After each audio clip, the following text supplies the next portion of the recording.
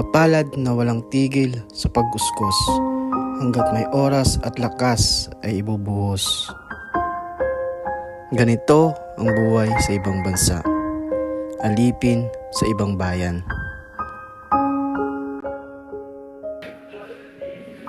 Pre, double shift ka na, di ka pa uuwi?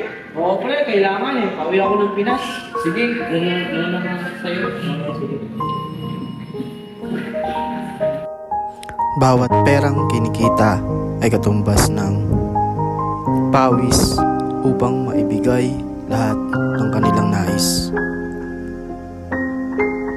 Pagod, masiguro lang na iniwang pamilya sa Pinas ay hindi magugutom.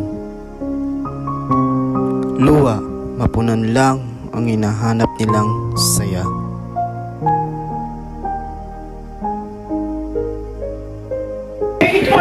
Make it faster!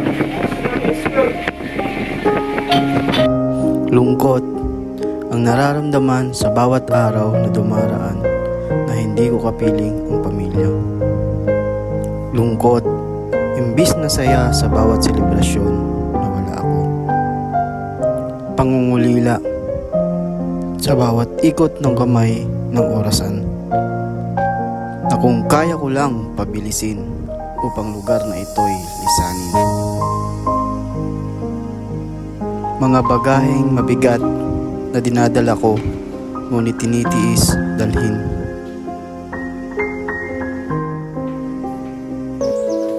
Ay, pre, uwi ka pa lang ngayon ng Pilipinas? Oo pre, mamaya alas-alas ng hapon.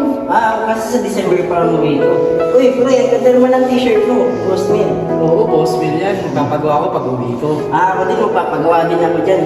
Sa December pag uwi ko, dyan sa Boss Mill, yung wooden seat. Oo, bagay na bagay sa sniper mo yun. Oo, dahil sniper nga, at dito ko napili kay Boss Mill ang paggawa.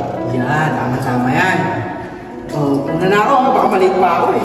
Sige pre, ingat. At uwi na rin naman ako sa December. Sige, basta mag-iingat ka dito. Nakikita sa nalayan. I-message na lang kapag ano. Okay, thank you, thank you.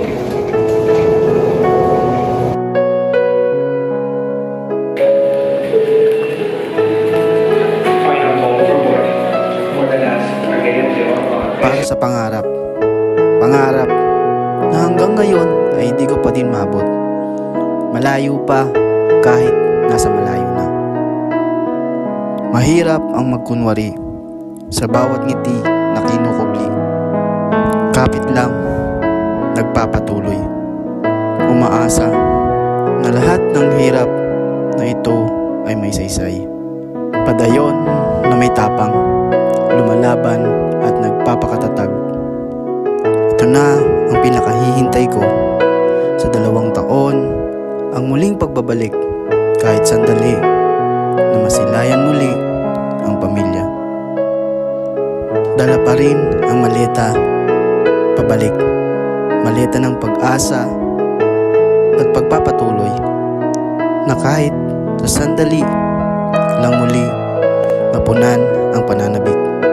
Hiling ko na sa aking pagbabalik,